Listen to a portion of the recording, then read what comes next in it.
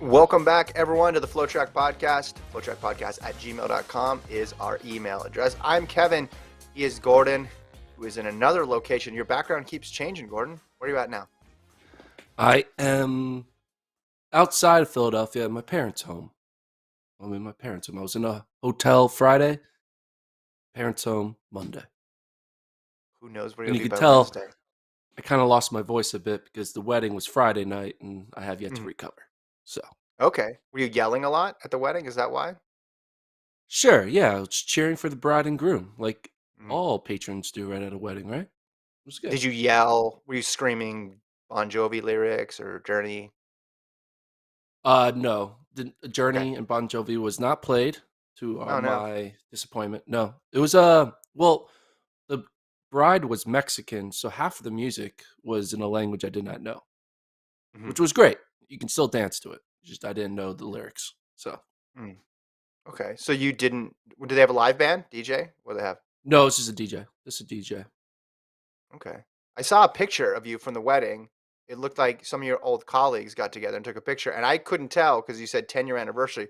Was that picture from 10 years ago or from today? Because you got the haircut. It threw me off. I was like, is this old Gordon, new Gordon, new Gordon? No, that picture was from Friday. Okay. That picture was You were looking yeah. solid. You're looking 10 years younger then. There we Well go. done. Yeah. No, it was this wedding was a group of people that I met when I was a contestant on this thing called the Major League Baseball Fan Cave, where for an entire year I stayed in a room in New York City and watched every game of baseball, Mhm. which there are a lot. There are a lot of games, over 2,000 of them. I watched every one in 2012. You have a favorite? And I would, do I have a favorite game of all of them? No, well, I'm a Philadelphia Phillies fan. So, it was the first year that the Phillies started sucking because we were good all the way up to that point. So that wasn't good. But it was 2012, Hmm. which, you know what happened in 2012? Something called the Olympics. And Oh, yeah. so I would sneak away and go upstairs to like this like private, like the secret TV Yeah. that would have the Olympics on. So like I would walk away from the baseball games and go watch like the 10Ks and all the Olympics. So and I also Wow. did the same thing with the Olympic trials. I was like sneaking away to watch the Olympic trials. There was a lot of non-baseball watching going on in the baseball fan cave. I Interesting. just You wanted to broke the rules. That's why you got broke kicked the out. rules. Like Gordon violated one of the house rules. We need to have a meeting, everybody. Well, we actually would be eliminated, and I was the last one eliminated before the playoffs, which was unfortunate. I don't think it was Ooh. because I was watching Galen Rupp versus Mo Farah in the 10K, though. I don't think that was the reason. Gordon keeps going on about four majors as a way to save track, and I don't know what that has to do with the fan cave. Can we get him to leave? Yeah. So, He's got these but I made ideas. best friends from it, and now I Shut haven't up. seen these people in 10 years, and it was like we never Oh, cool. broke apart. So it was cool. Awesome. Awesome. Glad you had a good time. We got a lot to get to because we got some more end of year awards, and you made the list, and it's a big list. You got International Athlete of the Year, U.S. Athlete of the Year, Collegiate Athlete of the Year, High School Athlete of the Year, and on and on and on. So we better get right to it, Gordon. Yeah. So the top ones, International Athlete of the Year. I feel like we've been talking about these people over the past like few months Yeah. with the whole World Athletics Athlete of the Year. We had the finalists, we had the ultimate victors that were announced. Also, the Bowerman Awards were just handed out a week over this past weekend. Hmm. So that was a thing, Mo and um, Javon Harrison. But that's the Bowerman Awards. That it's not necessarily going to be 100% the same here for the FloTrack College Athlete of the Year as Hmm. we get into it. But we each picked a male and female for the main categories up front, and then we'll talk about the subcategories that I created on the Hmm. second half of the pod. So, first one, Okay. we'll start with International Athlete of the Year. Yeah, and as you mentioned, we've talked about this so many times, so people have heard my pick. I went Carson Warholm and Yulimar Rojas for International Athlete of the Year. It's not including American athletes. Rojas, I think, overall Athlete of the Year for the top five marks in the triple jump in history, and she did them all this year. Just incredibly consistent. You look at some of the marks that she did in her competitions that weren't even her best mark. Her second best mark would have been all time performances, and never had the shortest jump in a competition all year, Gordon. How's that for talking around the fact that she actually lost in Monaco because of the weird Diamond League rules? But I'm going to say she never lost, gold medal, pretty much perfect season. And when you go 4 of the top 5 times in history, for me, that's the thing that sets her apart from everybody else. And then on the men's side, Warholm breaks the world record twice, does it in thrilling fashion in the Olympics. Sensational season for him. So Yulimar Rojas and Carson Warren, my international athletes of the year. So I picked two different athletes from you. I went on the women's side. I went with Elaine Thompson Hurrah because she was doing it in the marquee event with a lot of marquee attention drawn to it with her fellow countrywoman and Shelly Ann Fraser Price. Also, what was happening here in the States with Sha'Carri Richardson. Sha'Carri was never really a challenge, but the vocal challenge probably put a lot more attention on her races. So I mean, there's a mental factor to it, and she did even better than we could have expected. Second all time behind Flojo. And then I went with Mondo Duplantis. You look really at the numbers. He was the only man to vault over 6 meters in outdoor season of 2021, and he did it 8 times. So if you look at the 2021 descending order list, it just says Mondo 8 times in a row with all a 6 meter or higher mark to it, and then the next guy. So Yeah. he was just dominating, and I think we kind of are we getting sick of Mondo in a way? We're like, all right, you kind of already done it. That's going to be the challenge for Mondo. Is like, what more can this guy do? He can dominate. Mhm. He can backwards vault over 6 meters. He can flirt the world record whenever he wants. I mean, what else does he have to prove? So that's going to be the thing that's going to think the biggest challenge for Mondo these next 5 to 7 years of his Yeah. prime.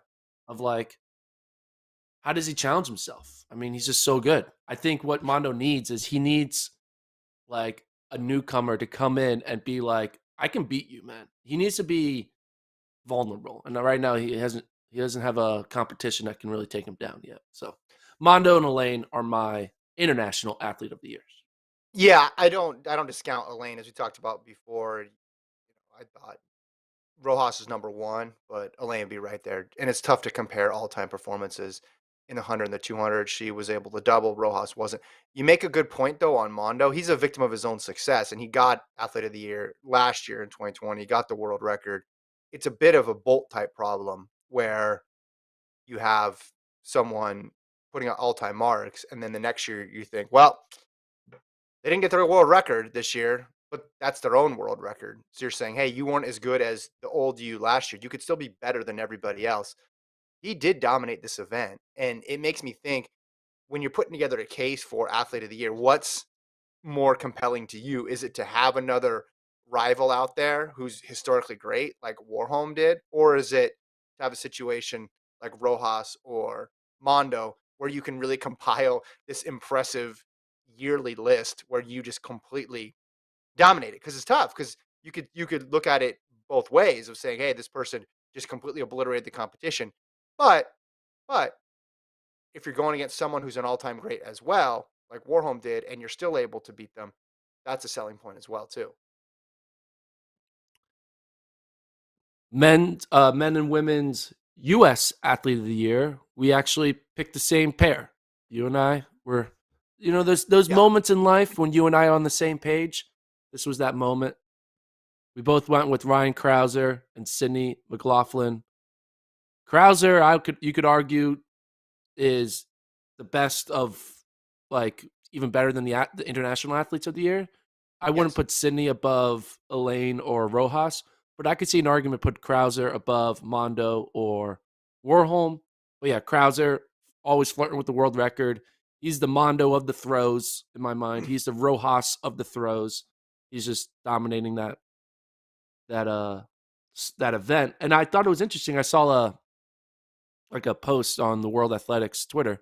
He's never won a world title, Yeah, which that's is right. wild because Joe Kovacs, he won in 2019. Kovacs won, I think, in 2017.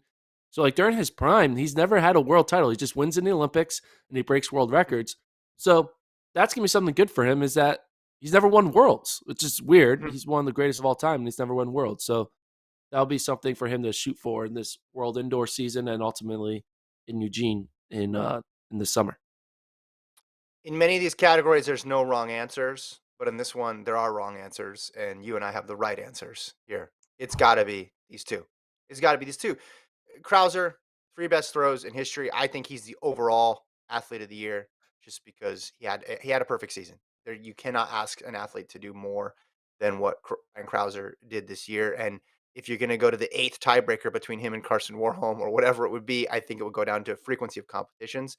And Warholm did run it several times this year, and all of his performances in pre-Olympics were really high quality, but not at the level and frequency that Ryan Krauser threw really well. Women's side of things, Sydney, it's got to be it. Broke the world record twice, historic mark, win against the second fastest woman in history, and Dalilah Muhammad, and beat her twice. It's got to be Sydney. Yeah, if you're going to introduce other athletes in the whole world, and you got Thompson Hara, you got Safon Hassan, you got Yulimar Rojas, that's a different debate. But in the United States, clear cut, best woman of the year was Sydney McLaughlin. I was tempted to not pick Sydney though. I was tempted to pick a different woman athlete in the US. Can you guess who I was tempted to pick? Thing Mo. Yeah. I was tempted to pick a Thing Mo. But then I thought about it. I was like, well, Sydney broke the world record. A Thing didn't break a world record. I felt Yes. like Yeah. a Thing was more dominant and more like throughout the season more often. And Sydney kind of was like, we only saw her a very Yeah. short amount of time. And she was, the first half of the season, she wasn't even running the 400 hurdles. She was doing the 100 hurdles. Yeah. So I was kind of like, ooh, I want to kind of give credit to someone who's dominating from January all the way to August. But I was like, world record. You beat Dalilah Muhammad twice, someone who had your number leading up to this season. That got to Mhm. stand for something. And so I picked Sydney. Well, and if you're saying that, hey, this person needs to have won an Olympic gold medal to even be in the conversation, U.S. women won four individual gold medals. So it'd be those two that you mentioned, Najat and Allman, and that just eliminates the pool of potential Yeah. winners right there. I think, yeah, Sydney's lack of races in the 400 hurdles would matter in a debate with international athletes, but in a debate with U.S. athletes, it doesn't really factor in because her top performances were so much better and broke the world record twice. And the thing that you're mentioning, Mo dominating, goes back to my earlier point. What would you rather have? Dominance against a weaker field, or what Sydney did, go against all-time great and or greats actually, because Femke Bol is establishing herself as one of the all-time greats too, and then prevail. Now they ran fast in the women's eight as well too. Keely Hodgkinson ran 155. So it's not as if the 800 is soft, but what's going on right now in the 400-meter hurdles is special. It's not. It's a generational time in that event. So I mean, it's not easy to win a gold in any event, but when you're looking for little ways to differentiate between this athlete and that athlete, it is interesting to look at the quality of competition and how it stacks up. Should we move on to the next one? Let's do it. Collegiate athlete of the year. Collegiate athlete of the year. Go ahead. You go first. So obviously, a Thing Mo, if I had her potentially being the US athlete of the year, she's going to be my college athlete of the year. There was no Yes. international college athlete who was going better than her. So, a Thing Mo, we've talked about her so many times the past few months. She was the rising star for World Athletics. I could argue, she's the best in the US. Sydney's good too. They were on the same 4x4 together. But Mhm. yeah, from start to finish, her only blemish was a blemish that I predicted, let it be known, when she Mhm. got second in the 400 indoors, because I thought that she's not going to get to the break first, and then she will never have a time to pass, and that's what happened. Mhm. But I mean, it's not even a blemish when you think about it. It's just there's no indoor Olympics. Who cares what you do indoors anyway? But for her to just shatter NCAA records in the 4 and the 8 wasn't ever really close. She's a once in a lifetime type athlete with her dual threat in the 4 and the 8, and she did it as a freshman too, so that was even more impressive as well. Yeah, I just had to go with Thing Mo for NCAA Athlete of the Year. I mean, can't really think of Yeah. anyone else. I mean, Obviously, the Bowerman finalists were a thing mo. They were uh, Tar Davis, Tyra Tara Gittens. Davis and then Tyra Giddens, the heptathlete. Hmm. While Tara Davis was pretty good, she dominated the long jump. She made the Olympics in the long jump. Hmm. It's just a thing was just like it wasn't even close. Like it just yeah. Hmm. But I I think would at go with the some thing point, though. Yeah. I think at some point we debated that, and it was close. But and I know you're not supposed to take into account the postseason stuff, but she won the freaking gold medal going away. Yeah. So it's hard to be like, well, I don't know. I don't know how good you were. And the records, indoor in the 4, the 8, outdoor in the 8, the 4 by 4 Yeah. stuff. She was a key part of the 4 by 4. Yeah, I think it's pretty obvious that it's a thing mo on the women's If side of things. if Tara Davis was able to kind of rekindle her hurdle success and find a way to like win the 100 hurdles, Mhm. then there would have been a potential like, hey, well, she won the long jump, broke records, and won the 100 hurdles. That would have been like it would have been more of a debate. But I think she did she scratch the West prelims? I don't know. I think she only ran at Big 12s. I'm not sure exactly. She either Mhm. scratched or got false started or something like that. Clearly, she's not interested in like being a hurdler. She's a full time long jumper, and Mhm. it's good. You should be put all your focus on the event that you're making the Olympics in. I think that's a good decision. I, before we go to the men's side of things real quick, which I think is a bit murkier, although I have strong feelings about it. I want to add a really quick a new category. Gordon's obscure correct prediction of the year that a thing Mo would not get to the break in time and it would cause her to lose the indoor 400 was a low key underrated prediction. That at the time I was like, that actually might happen. And then I watched it in real time. I said, my goodness. This is, and then she never was like challenged at all after that. Like it was clearly just a fluke of not getting to the break early. Yeah. It made it even better because she was just so far and away the best runner all year in the 4 and the 8 in college. But this one weird thing happened and she lost that one race. Can you So good name job by you. Can you name the athlete that beat her? It was Kalen Roberts, wasn't it? There USC. you go. That's going to be a Jeopardy question 20 years from now. Who was the college athlete who beat a thing Mo, the greatest runner of all time in her freshman year? It'll be Kalen Roberts of USC. So for the men, for the Bowerman, the finals were Hawker, Javon Harrison, and it was Turner Washington, correct, of Arizona State, the three who made the Yeah, finals. Javon Harrison won it. I think that's correct. I think he should have won it. I love the long jump, high jump double. Um, he did it twice. He was just a really, really steady hand for LSU all year. Now, for the Bowerman, they don't count postseason, but for our purposes, we do, or at least for mine, we do. So he goes on, wins the trials in both too, which is pretty crazy to think. A couple of years ago, if you said, "Hey, someone's gonna be the best in the U.S. in the long jump and the high jump," I don't know what you would have said. Goes on the Olympics, gets fifth and seventh, so has another level to go up there too. But I think it's got to be Javon Harrison. I disagree. And I'm not going to lie. This is kind of reminding me of the Oh greatest sin in gosh, track no, and field don't do when this. Please Jarian don't. Lawson was chosen the Bowerman over one Edward Cheserek of Oregon. All right. Colt, get Jarian ready to cut Lawson, Tony's Jarian mic if Lawson he said had Desiree. the Yeah. had the fun fact, first one ever to pull off the 1-2 long jump triple since the notorious Jesse Owens. So you got to have like that fun little thing. Whereas Cheserek was out there just dominating everyone, pulling off the triple indoors, pulling off the double outdoors, winning 5 titles, something that isn't done rarely ever done. But, Jesse Owens, once you say the word Jesse Owens, you can't not vote for that guy, even though Ches was definitely the one who deserved it. And I think we kind of have a similar situation here. I No, think we're not. Javon Harrison is getting the first ever high jump, long jump dual athlete. We never seen it before. We never seen a star high jumper long jump so far. We never seen a star long jumper high jump so high. Just because we never Correct. seen it doesn't mean it's just like you get it no matter what. Cole Hawker was the best college athlete in 2021.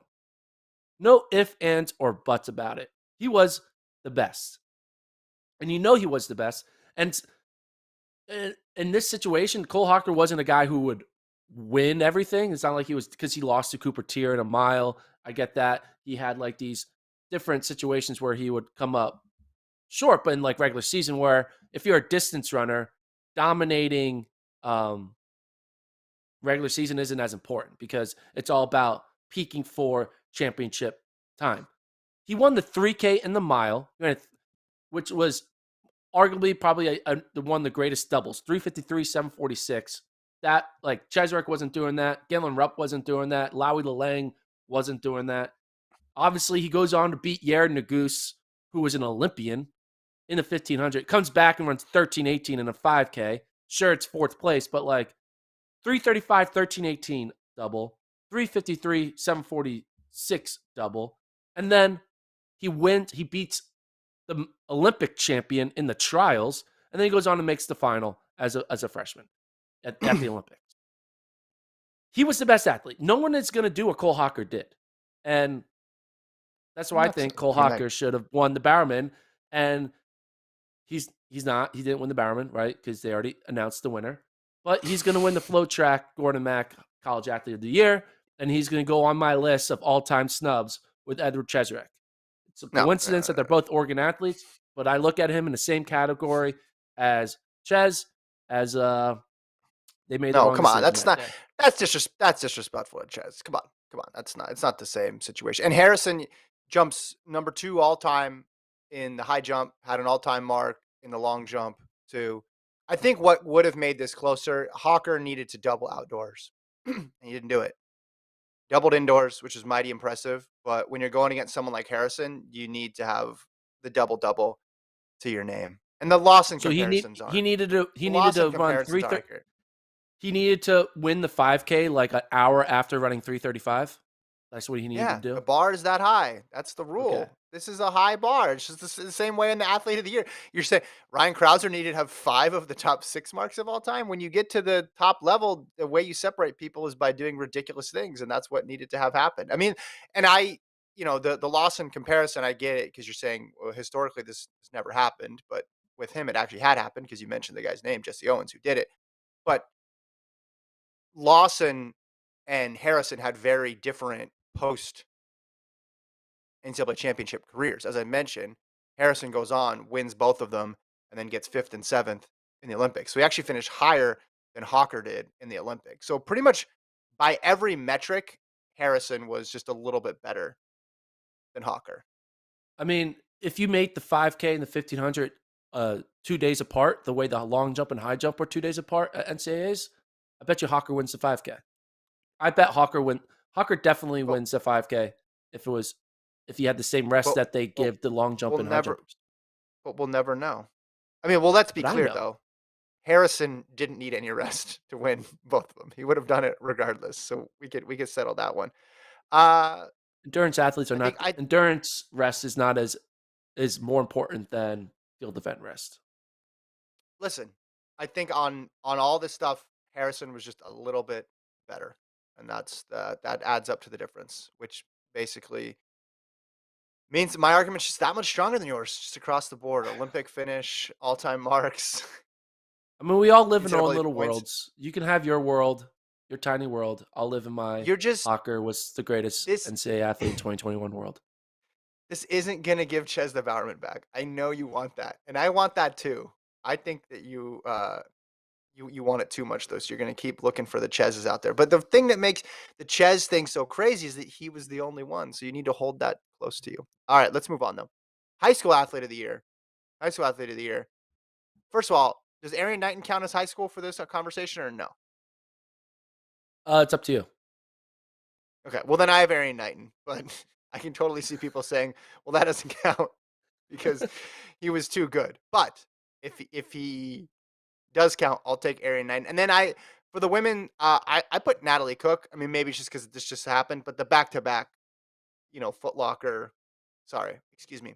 The back to back running lane East Bay championships were were impressive. So I went with her. I know on the track side of things, there were people who had impressive marks, but I just went with the person who swept the national championship. Yeah, I was thinking about doing Natalie Cook, but I wanted to give more credence to the previous 2 seasons because that was more of the 2021 season than just the fall of 2021. So I went with Rosin Willis, 800-meter star. She made the Olympic trials. She ran 2 flat. There wasn't, if we're gonna be honest, there wasn't really like a Caitlin Tui type star high school female this year. I felt like there were a couple good, or like a really star sprinter. Um, Yeah. so it was kind of like a down year on the women's side. But regardless of that, Cook very good, and Willis. I mean, she ran 2 flat. It's Yeah. so I took the best of what was there, and that was her running 2 flat. And then I went with Hobbs Kessler. I think he was the story of 2021. He now obviously he didn't do what Knighton did and make an Olympic final. But I do think it's a little bit harder for uh, younger distance runners to exceed. Like typically, a distance runner needs a few more years of maturity under their belt before they can make that next step. Knighton sure is doing something crazy at age 17, but I don't know.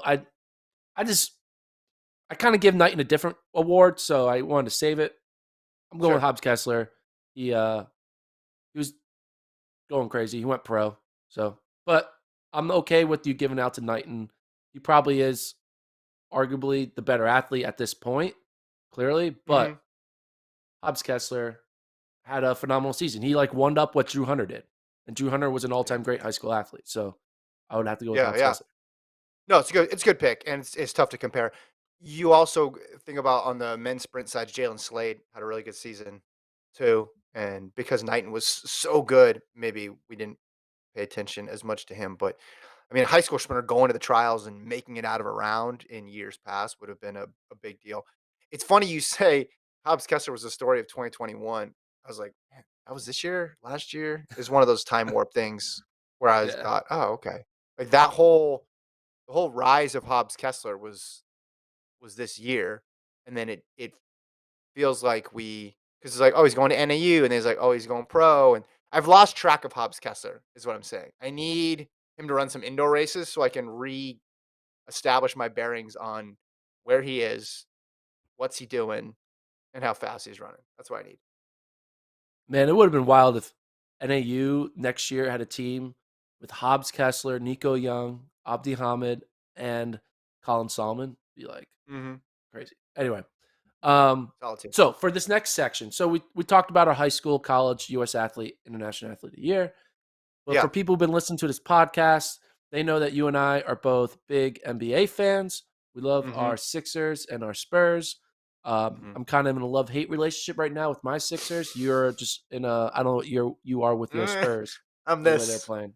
Yeah. Um, I'm going to a dog Sixers emoji. game though next week in DC, so I'm excited for that. You can see them Yeah. in person. So NBA Yeah. pod, we're an NBA track podcast up sometimes, and so with that said, NBA has their year-end awards. They have the Rookie of the Year, Coach of the Year, Sixth Man, Defensive Player of the Year, Most Improved, and MVP. So we're giving out those awards to track athletes and making sure there's a track element to those awards. So let's start with Rookie of the Year. Who is your Rookie of the Year, Kevin?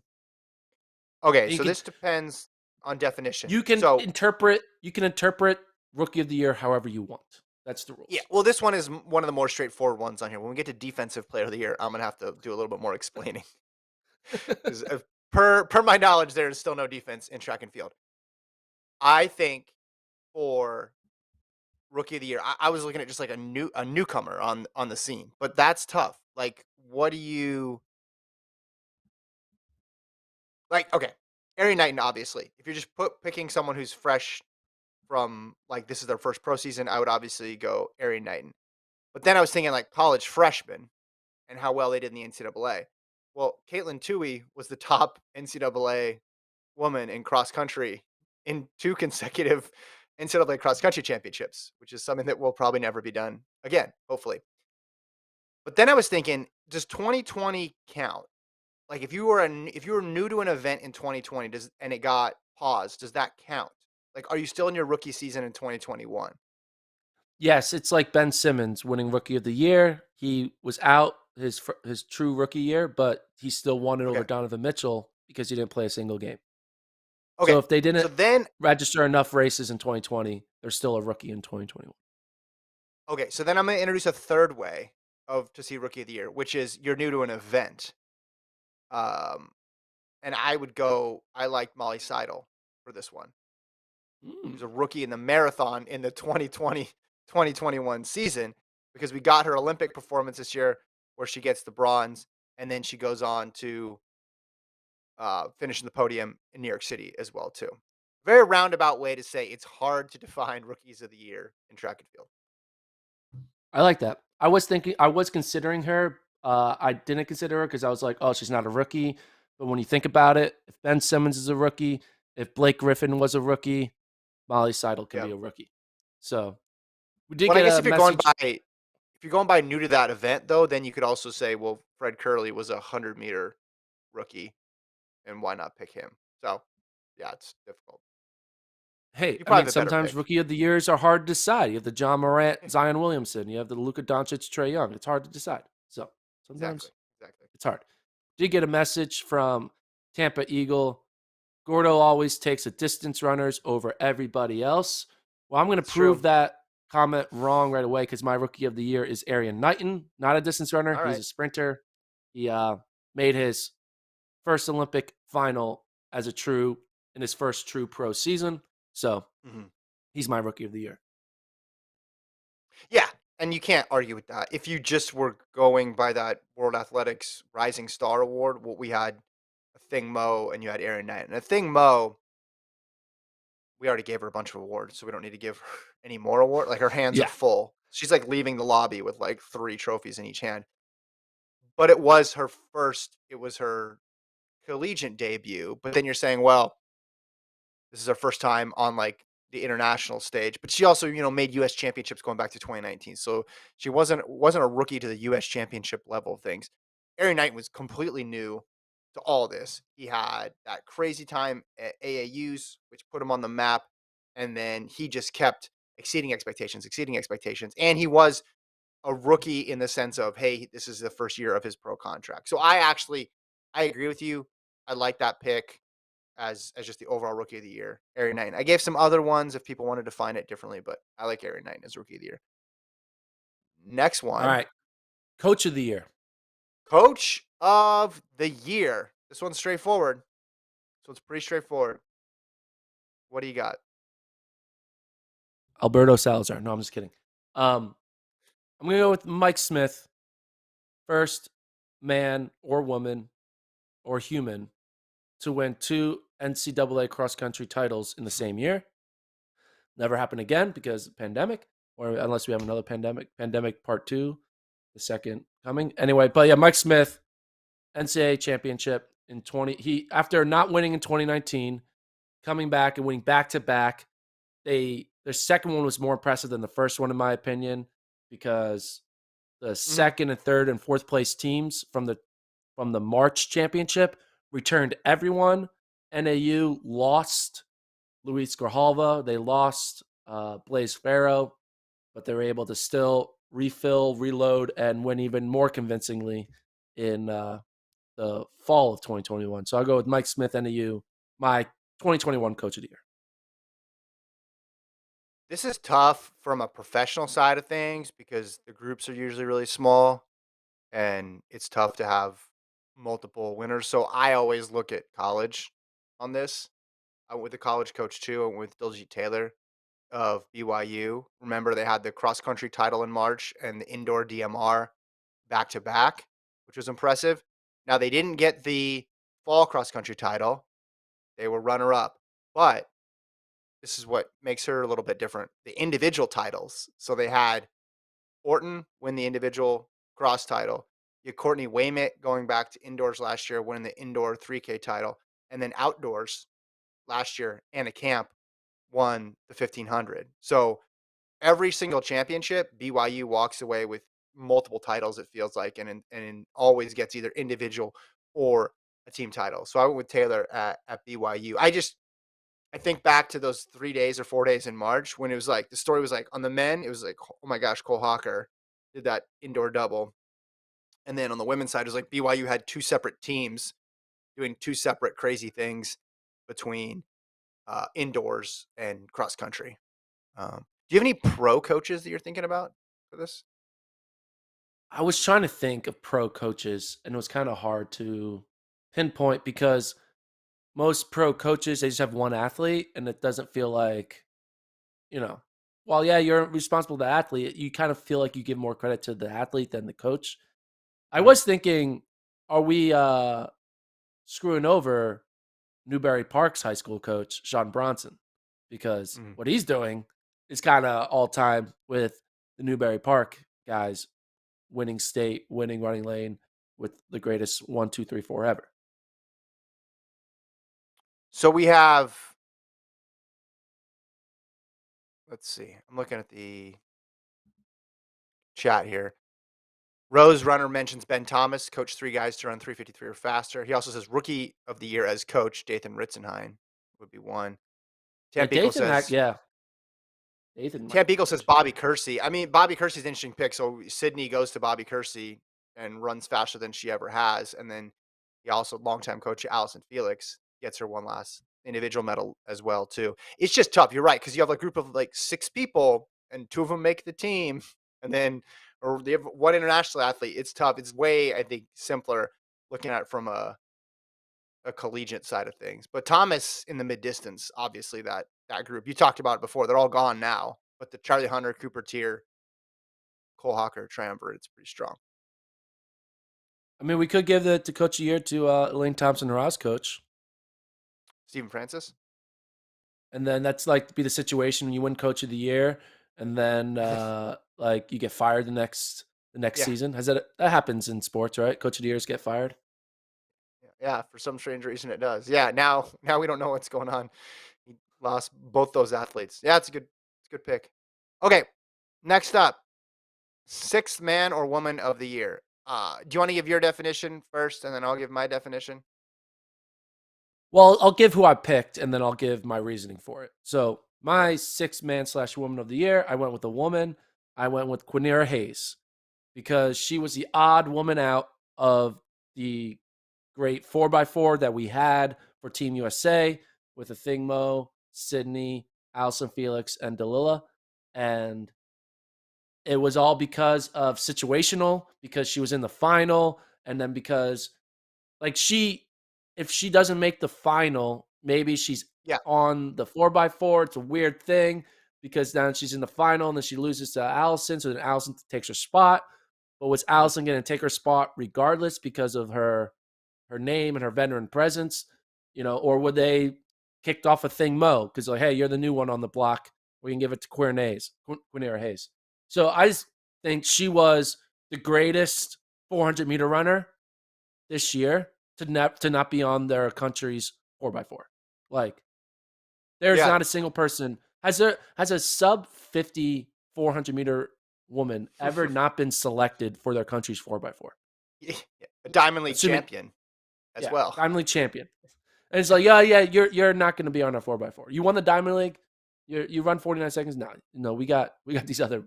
I mean, it's because 3 of the 4 aren't 400-meter runners, which is why Mhm. that can happen. But yeah, Quinera Hayes, she's the Lou Williams. She's the Jordan Clarkson of the women's 4x4. Give a little more respect. Manu Ginobili, Okay, all-time Manu great, Ginobili. six person. Okay, If you're okay. saying no woman's ever gone under 50 and missed out on the 4x4 team, you got to talk about the greatest six man of all time, and that's of course Manu Ginobili. Uh, so my definition was different. I looked at it more track wide. Who was a person who was underappreciated because they weren't the best in their event, but that's just because their event was crazy. So I'm thinking of people like Rai Benjamin.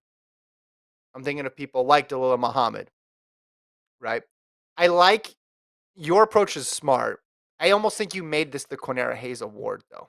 Like you had her in mind. You're like, I want to give her an award because that was wrong. What happened to her? Let's do this because it was hard. Because the relay is Yeah, perfect. Because my pick is Shelly and Fraser Price, but then you're like, well, that's weird. 6 man, like she's way better than that. But the way I think of it is she was overshadowed in that event, and she's obviously a historic great. The reason I give it to her over other people who were overshadowed was she's raced a bunch. She raced a Yeah. whole lot more than those other athletes. She was always there, dependable, which is something you look for in this category, and someone who, hey, on a weaker team or a weaker year, could be starting, could be flourishing, and that was Fraser Price because she runs faster than she ever has in history, and she doesn't win, which is crazy. So I get the analogy is not perfect, but it was tough to match your choice. But track wide, I just think Fraser Price was underappreciated this year because of how good Elaine Thompson Herald was. Yeah, you could argue if Elaine Thompson Herald doesn't exist, like we just live in a simulation where you're able to snap your fingers and she just never was a thing ever. It would have been the year of Shelly Ann, right? And it would have been like an Yeah, all time year of Shelly Ann. Like yeah, it wasn't like, oh, she would get the credit because she's the next one in line. No, she would get the credit because she's the next one in line of doing an all time great thing.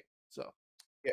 yeah, I agree This with that. was I like your way of analyzing the 6 man woman of the year. That's a good way to do it. this was Fraser Price's. Was her some of her. She ran the 1063, right? She ran 1071 at the Jamaican Championships. Olympics, she went 1073 in the semis and then 1074 in the final. Then a 1073 at pre, a 1060 in Lausanne, where she got the win, and then another 1078 in Belzona. I mean, it was a sensational season. You're right. Change that 2 to a 1 at the Olympics, and it takes on a whole different meaning. And going against a historic great in Thompson Hurrah when she did it, stuff. Someone mentioned Shrika Jackson, which I think is a good pick Ooh, that's a good one. as I like well that one. too, That's a good one. because a lot of versatility there too for Jamaica. That's a good one. David says, Because "I'm sure East Germany and the Soviets left out a sub 50." Yeah, it was a long time ago. yeah, I can see That's a good Shrika pick. Jackson because in a way, Elaine and Shelly Ann, even though Elaine was the overall winner, a lot of times we looked at him as a 1-2 punch. Yeah, So, yeah. Shrika Jackson is like the Chris Bosh of the Miami Heat, it's There you not go. Dwayne Wade and LeBron, but yeah. Yeah. Well, then you look at the on the men's sprint side of things for the U.S. because that's how I started thinking of this. There's a lot of people. There was like almost many people that fit into the category. It was like sixth, seventh, eighth men. It was tough Yeah. to figure out ones. That's why I went in another direction. But good category. I hope we keep that for next year, and I'm going to keep We're tabs on keeping it all these throughout the year. categories. In like mid-April, you're going to be doing some analysis, and I'm going to cut you off. Like, hold on, Gordon. Gordon, I think we have a new leader for sixth man of the year in track. And I'm gonna bust out like I'm gonna have this piece of paper. It's like this is my six man, six woman tracker. Who's up? Who's Well, down? wasn't Rob I would say Robert Brandt, he was always notorious for getting 8th at NCAA Eighth, championships. eighth man. Yeah. Yeah, Uh, that was always a good one. LB's got another good one. Allison Dos Santos, very Yeah. overlooked within the context of the 400-meter hurdles as well. Too. I think LB, you're officially hired as our nominator for six man of the year or six woman of the year in 2022. You've proven yourself in the comments. Very well done. All right. Defensive player of the year. Go ahead on this one. I'm not sure where we're going with this one. This one I had to text you about. So I'm not gonna lie. The whole reason I wanted to make these NBA awards was for you and I to figure out how to elect who the defensive player of the year award is for track and field. You try to think, is there any event that has any defensive mechanism? And I couldn't think, and I did think of one, but I didn't end up using it. I was like, oh, this could be a person who's really good at like making semis or prelims really slow. So they're able to make it so every race they're in, there are no time qualifiers that come out. I Oh, was like, oh, interesting. you're really good at like making Like a good sure kicker. you limit the number of people who come out of your heat. You're like being defensive. You're like, stop. We're only going to let the top 4 out, not all 4+2. But I didn't go that way. I went. So defensive player of the year is an award, obviously for the best defensive player. But a lot of times this award is rationalized for the winner based off of really weird, obscure, sabermetric analytical stats like this Mhm. blah blah blah W plus minus QR code angle was the greatest of all time, right? They make up these weird stats. So I was like, all right. Okay. Also, defensive player of the years are always very consistent. They always have double digit rebounds or multiple steals every game in and game out. So I was like, who is consistent and who had a really weird stat? That was what I decided. So who was consistent with a weird stat, and that was none other than USA's Michael Cherry, who was Mm, hell of a consistent because he ran 44 seconds 14 times in a row. That we were looking at like trying to break an all-time record. I'm not sure if he did. I think he tied it or broke it, but he went the entire season of running 44 seconds. And that included round ones of the Olympics, of the trials, prelims, semis. Every race, he ran 44 seconds. He never ran 43, which is what makes it also interesting. He only ran 44, so there was no 43 nines. It was just 44, 44, 44, 14 times in a row. Michael Cherry is FloTrack's Defensive Player of the Year. all right. When I think about defense, I think about stoppers, and when you think about stoppers, you think about who can stop the big stars. So I have a list here of the people who are nominated for World Athlete of the Year. Not a comprehensive list because some people will argue, hey, this person should have been there. But this gives you an idea. I'm going to say a person's name and I'm going to ask you, hey, did they get stopped by anybody this year? So here, Carson Warholm. Did anybody stop Carson Warholm this year? No, Eliud Kipchoge, not this year. No, Mondo, no, Krauser, no. Joshua Cheptegei. I think so, right? Well, he Did did he lose. lost? He He did did lose at lose. the Olympics. Yep, yeah, he did lose at the Olympics. So okay, let's put an asterisk by him. Come back. Elaine Thompson Hurrah. Did anyone stop? Would you say anyone stopped Elaine Thompson Hurrah?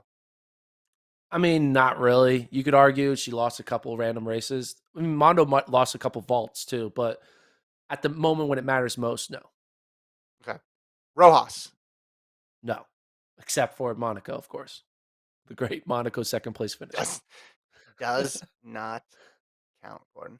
Sydney McLaughlin. Did anybody Nope. stop Sydney McLaughlin this year? I Okay. mean, the 60 hurdles she ran in New Balance Grand Prix, that was pretty weak sauce, but I think How much her weight she are you putting stopped weight on that herself. one? Yeah, she stopped herself. She's like, I'm just here to collect the appearance fee. Are you gonna go like let's look at her 100 hurdle records here. Yeah, yeah, no. All right. So then I go to this next person. This next person who was rightfully nominated and I thought would finish pretty high up. Sifan Hassan. Did anybody stop Sifan Hassan this year? Yes. Faith Kipyegon. Faith Kipyegon stopped her 3 times this year. Now, it was in the 1500, and it was after Sifan Hassan got her buckets in the 5 and the 10. But she's 3-1 against her this year. So, Faith Kipyegon, my defensive player of the year, beat her at the Diamond League final, 358. Beat her in the Olympic final, 353. Hassan got third. Beat her at Monaco, 351 to 353. Yes, she did lose. So she took her lumps early on in June. She lost at the Golden Gala, 353 to 353 or 353 race, really close one. But I go with Faith Kipyegon. You look at the people who beat Joshua Cheptegei, and it was more one off type situation. I mean, he got beat by a lot of people in that 5K in Florence as well when Jakob took him to the woodshed. But that was a lot of people Yeah. beating him. But just in terms of Yeah. head up, one on one, we're going at it. Kipyegon was really the only person who stopped one of these superstars, which obviously makes her a superstar herself. So this is one of those years when like an absolute stud wins defensive player of the year. Someone who could win MVP wins defensive player of the year. With Kipyegon. You know, I like I like the way you interpreted defensive player of the year. You found who was able to have the number of a great athlete. You Mhm. know, it's like Matisse Thybulle was able to have a number on Steph Curry a week ago, blocked him twice. You know, you have You're still Ben so happy Simmons about on Trey Young, but only unfortunately, Sixers. that didn't, Well, that and if didn't you're go over saying, hey too well Kevin, in the end. But if you're saying, hey Kevin, why like she's too good be defensive player of the year. Well, I'll No, tell you that Michael Jordan won defensive player of the year too. You can yeah, be of good at both. So it doesn't mean she's never going to win MVP, course not. never going to win. Yeah. But she slowed her down. She slowed her down as much. All right, two I more. liked it. Two more. This one I'll be kind of quick on my end. Most improved. I went with a thing Mo because she went from a U.S. finalist in 2019 to dominating the Olympics in 2021. So yeah, that's the improvement. That's like going, yeah.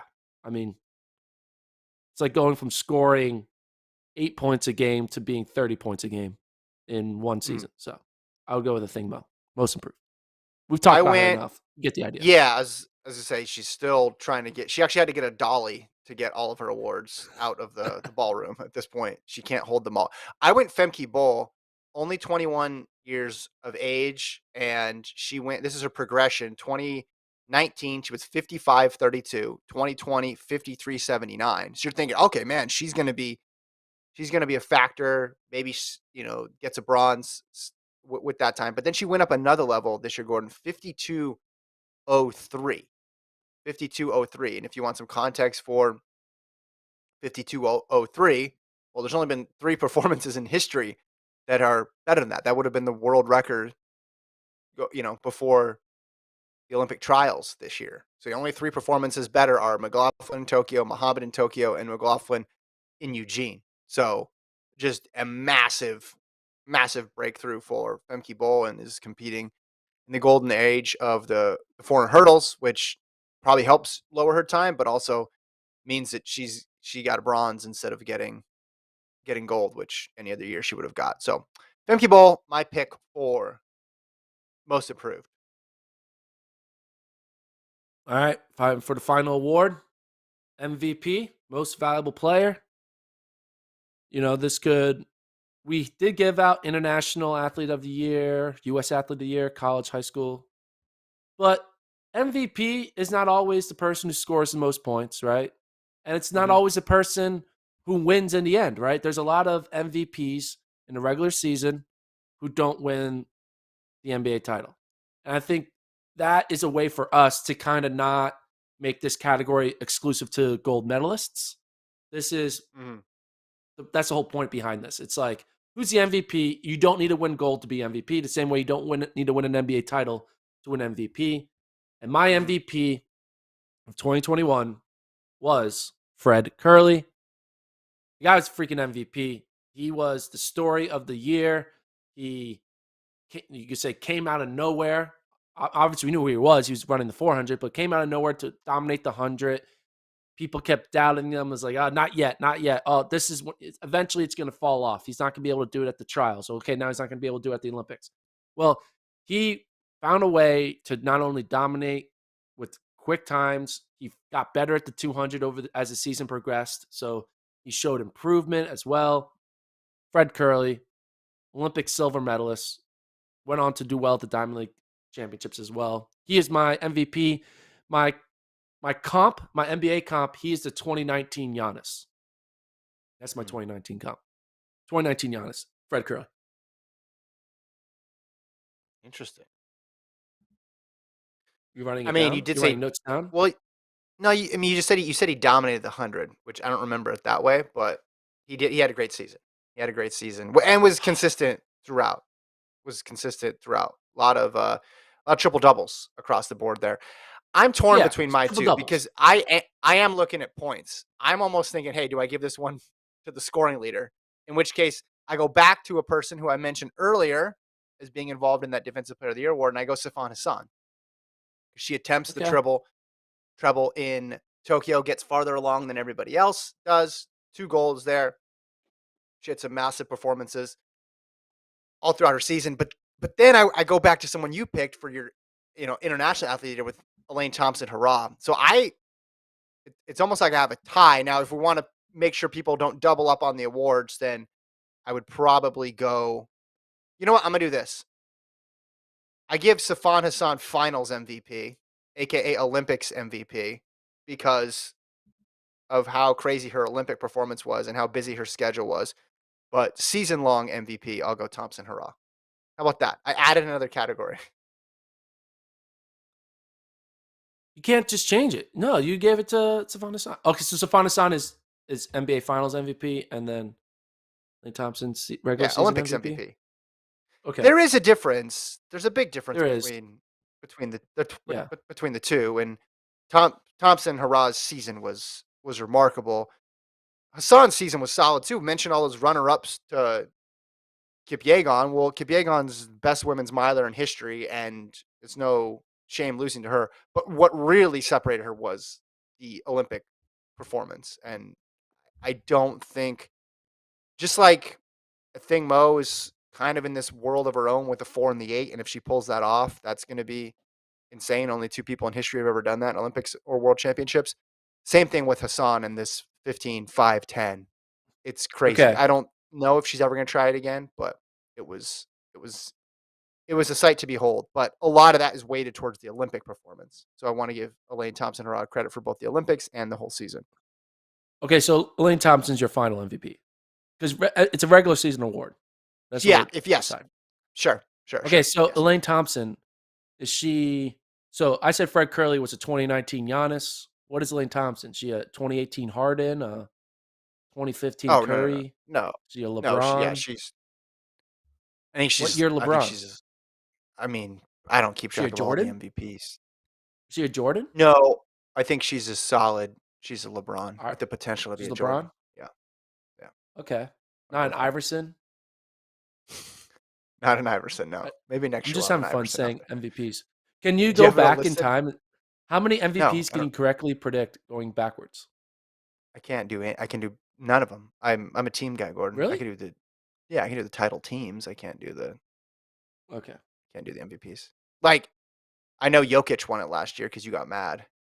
Yes. That's the only thing I remember. Yeah. And I know Anyway, Jordan didn't win it as much as he should have. That's yes. the extent of what I know.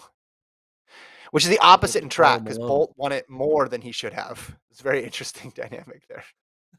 All right, comments in the chat. Champ Eagle says, "Great pod." Um, Rose Runner, good point here. Hawker went from a 408 in the 1600 to 331 the 1500 in 2 years. So if you're talking about most improved, uh, That's why they should give him the Donovan, Bowerman. yeah, Donovan said, "Well, it's tough. You're yeah, because you're comparing college runners to pro runners. It's just Yeah, it's yeah. a huge universe, and the way to define it is really difficult." Donovan says Kalen Roberts is Defensive Player of the Year by masterfully blocking a thing Mo in the indoor 400. Uh, Rose also says Festus Legat bumping shoulders with Yusuf Bismana at conference, but Yusuf Bismana had the better offense. That's more defensive there too. There might have been a foul called. Uh, If you foul too much, you're not that good at defense. hmm. Okay, someone with the handle "My Opinion" says Kevin Durant is Elaine Thompson Hurrah. Okay. I like that. The thing was though, how many MVPs does Durant have? Just one, correct? I believe so, yeah. Durant has And one. that was He not. won in He's been 2014. and he's been way better since then too. That's the crazy thing. So Elaine Thompson Raw is better than 2014 Kevin Durant. She's more like the modern Kevin Durant, which I think is even better. So maybe he'll win it this year. That'll be the better comparison. Um, Anthony says, I don't follow American football. I have no idea what Kevin and Gordon are talking about. That's because we're talking about basketball, Anthony. This is basketball. So I can see what you're doing there. All in the game as should Curly. I'm gonna do a couple questions here. So we have a couple minutes left. Let's just do some questions because this is the last Yeah. pod for this last live pod for a week. Um, all in the game says should Curly be on both relays in Eugene like Sharika was in Tokyo? Yes. But they won't That's it. do it. Okay. Well, they won't do it because, they're going to be like, we got to give an opportunity to another 400-meter runner. Because for some reason we decided that 8 400-meter runners get to go to Worlds and the Olympics. I think if he The runs eighth it, best I, 400 runner, it just seems like crazy.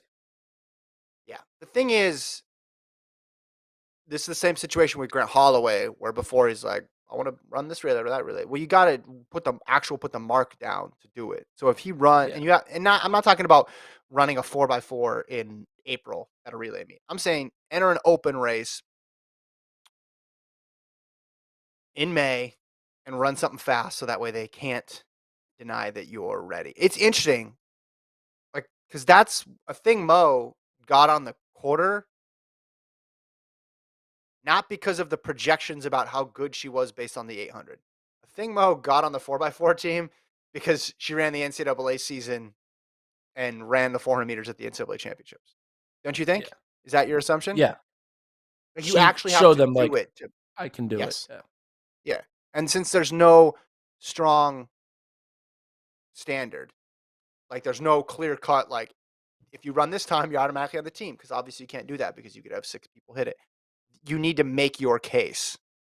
This is the one part of track and field, or one of the most subjective parts of track and field from the American side of things. Now, international athletes have to do this all the time because a lot of those countries do weird things where they have multiple athletes qualify and they're like, we're only going to send 2 of you for some reason, even though we can get 3, and they have to prove fitness and stuff like that. So it's like an audition at that point, and you need to continue to run fast if you want to get included. Um, Middle distance race of the year, Rose Runner asks. Doesn't have to be Olympics. Okay, well, let's just go through this. So, middle distance, are we doing just 8 and 15? Or are we extending up to 5? 8 and 15. Okay, so men's 8 was just rough all year. So I'm immediately throwing that out. Women's 8, if you're a Thing Mo fan, there's a lot to like out there. And the Olympic trials race you probably watched and were just in awe.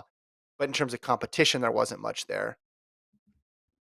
Men's 15, I mean, do you like Jakob and Cherry at the Olympics? Was pretty good. That was pretty solid.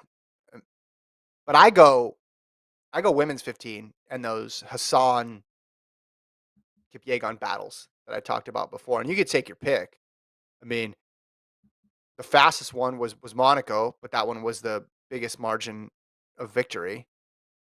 The Diamond League final was the slowest one, but there was only 2 tenths between them. So I'd probably pick one of the 4 meetings, um, between Hassan and actually the 3 non-Olympic meetings between Kipyegon and Hassan would be one of my picks. Yeah. I would say, I don't know. Is there like a random like college race that was pretty cool? I would Well, I remember I would that. say the I would say Nagu I actually would say the men's 1500 Olympic trials final. A Seeing lot of Central get lot of drama in there. Yeah, beaten a lot of drama in that one. beaten by Hawker, there was like the unknowns of like who's gonna get the spots. There was a lot of like excitement around that. So I'll go with that. Yeah, that one had, especially from the American perspective, a lot behind it. There's a lot of subtext to it with the Centro trash talk.